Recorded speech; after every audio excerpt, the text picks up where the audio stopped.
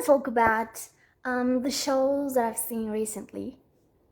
Yeah, I've picked 5 of them, and I'm gonna talk about it. Uh, if you ask me why, like, why would we want to know what have you seen? You may ask. I know, but I just want to talk about the shows I've seen. So why not do it in front of a camera? So let's get started. So the first show I want to talk about is The Boys. I love this. I personally love this show so much. It's Prime Video production, Amazon Prime production.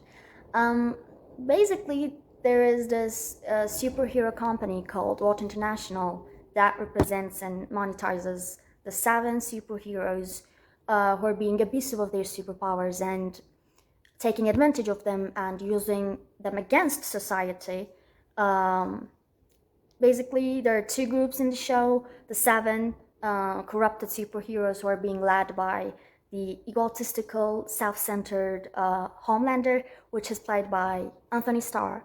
I love him so much. This itself could be like a reason to see this show, Anthony Starr. Anyway, so the second group is so-called the boys, who fights against us superheroes. I think as an idea that it's a very interesting take on the whole quote-unquote superhero genre, because we're accustomed to seeing superheroes being decent and moral and fighting, in sake of good morals, in sake of humanity. Superheroes being manipulative and abusive of their superpowers and using them to serve their personal selfish needs kind of flips this superhero idea upside down, and I like it. Like I said, I liked the idea originally, and I liked how they presented it. So I think it's a good show. So the second show I want to talk about, it's Ozark, a Netflix production. Well, what I think about the show is that it's underrated. It's so underrated.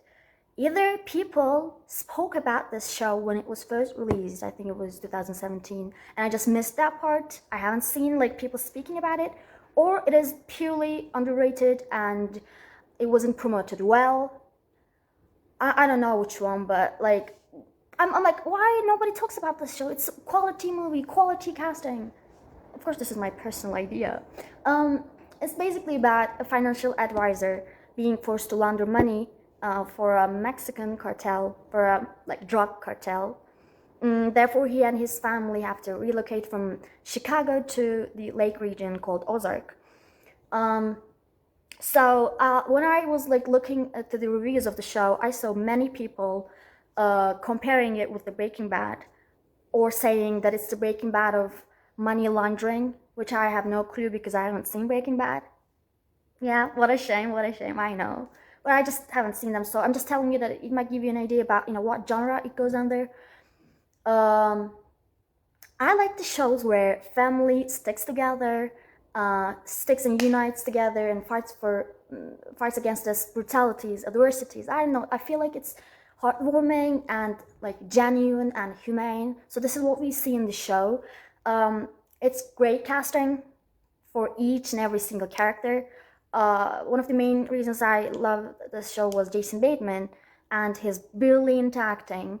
And he portrays the character of who is not necessarily decent, but tries to stay decent no matter what circumstances they have to go through. So I think he pulled off that role. I mean, I know Jason Bateman for I've seen him in the comedy movies that were not really funny, but still, I think he was incredible in this role. The third show I want to talk about is Succession. It's HBO production, let me tell you that, because I personally have this preconception in a positive way that if it's HBO, then it's, probably good. Not 100%, but probably good.